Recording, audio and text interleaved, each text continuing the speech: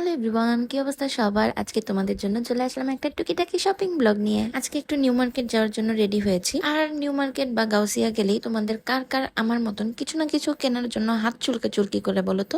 Comment করে জানাও তাড়াতাড়ি। আজকে আসলে মার্কেটে যাওয়ার মূল উদ্দেশ্য হচ্ছে বাবুর জন্য একটা চার্জার ফ্যান কিনবো, কজ ইদানিং যে ফালতু একটা গরম পড়ছে, যতই বৃষ্টি হোক আর টুসটাস করে কারেন্টও চলে যাইতেছে। তো এই গরমে বাবু অনেক ঘামায়, আর ঘাম থেকে ওর জ্বর ঠান্ডা মানে অনেক প্রবলেম হচ্ছে। তাই ভাবলাম ওর জন্য একটা চার্জার ফ্যান নিয়ে আসি। এই দোকানটাতে কিছু সুন্দর সুন্দর ফ্যান পাওয়া যাচ্ছিল, তো এখান থেকে আমি একটা ফ্যান চুজ করে নেই।